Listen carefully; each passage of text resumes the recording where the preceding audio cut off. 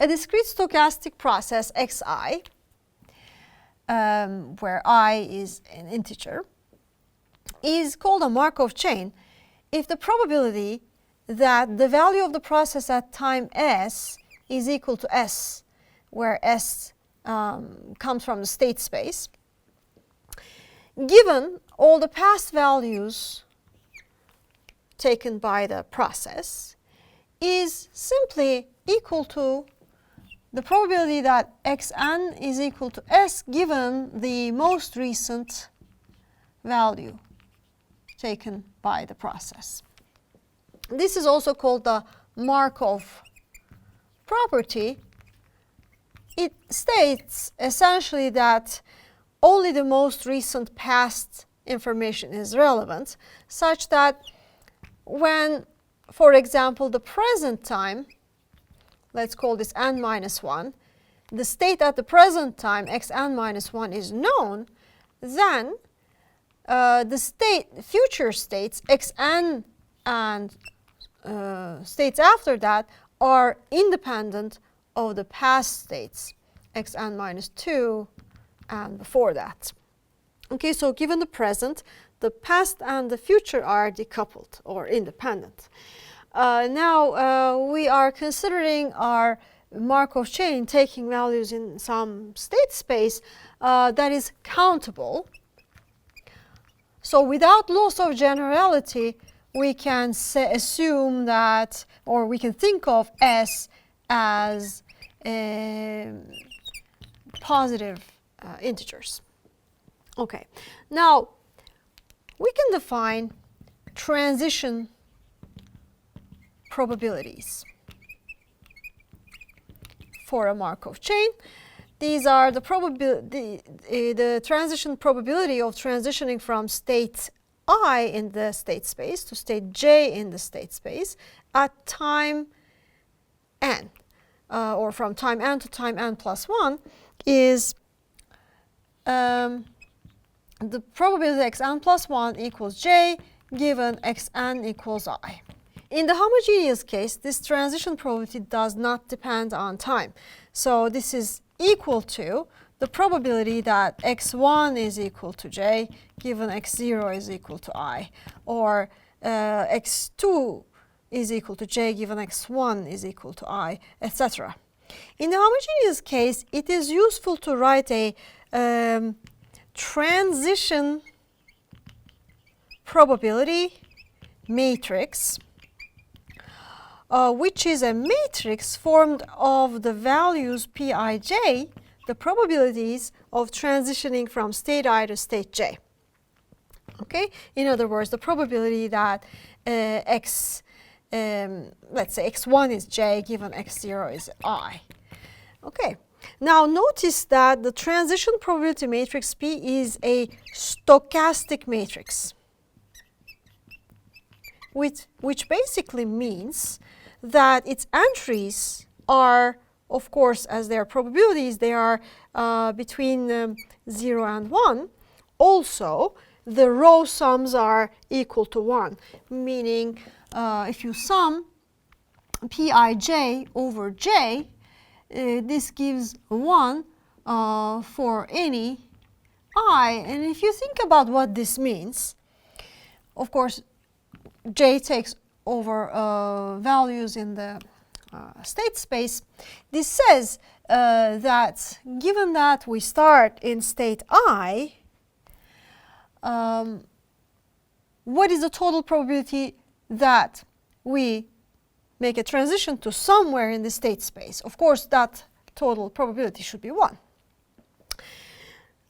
So this is a stochastic matrix, and it has a lot of more interesting properties that we can study further as we go along and understand Markov chains better.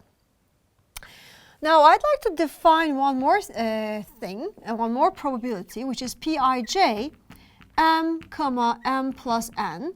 This is a generalization of the transition probability. The transition probability is a one-step transition probability from state I to state j.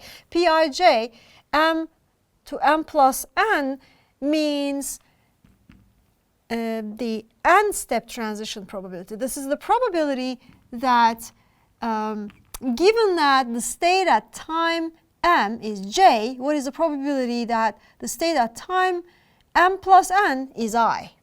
Okay, the probability that the state at time m plus n is I, given that the state at time m is j. Now, in the homogeneous case, of course, this probability also does not depend on time. In other words, does not depend on the value of m. So the Pij's can be written as Pij 0, n, and then we can just abbreviate this as simply Pij of n. This means the probability of going from I to j in n steps. So in the rest, I'm going to make use of this. But before making use of this, I want to write a set of equations in the general sense, not only for homogeneous Markov chains. I would want to write a set of equations that are called the Chapman-Kolmogorov equations. Basically, these are a restatement of the total probability theorem coupled with the Markov property. And they say, well, for any state I and j in the state space, Pij m plus n plus r. Meaning, given that I start in state m, what is the probability that I end up in state j after n plus r transitions? This can be found. First of all, let's write down what this is. This is the probability that x m plus n plus r is equal to j, given that x m is equal to I. But using the total probability theorem, I can always express this as the probability that x m plus n plus r is equal to j, given that x m plus n is equal to k for some k from the state space times the probability, maybe I'll write this below, times the probability that x m plus n plus r is equal to k, given x m is I. Okay, and of course the summation has to go over all possible states. But of course here when I wrote this, I applied the Markov property. Of course I should have here in the conditioning xm equals I, but notice that because of the Markov property, once we have xm plus n, xm can be dropped from the conditioning because it is history, okay? Because once we know xm plus n, it is irrelevant, xm is irrelevant now to determine the distribution of xm plus n plus r, because this is more recent information. Okay, then this brings us to this summation, sum over all k, pik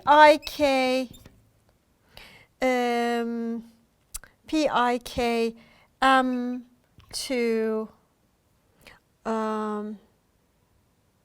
I'm sorry, pik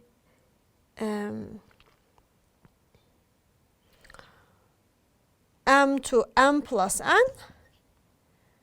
times pkj m plus n to m plus n plus r. Let me just check that I have done things correctly here.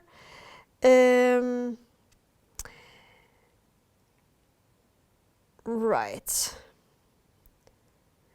Given xm equals I, so this should be m plus n.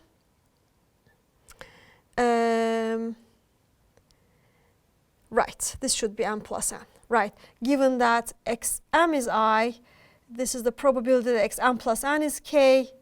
multiplied by the probability that xm plus n plus r is j given xm plus n is k.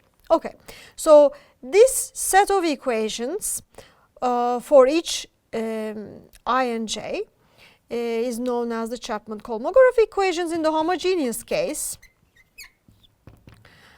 they are simply stated as, let's just say, n plus r equals summation pik and pkj r summed over all k in the state space.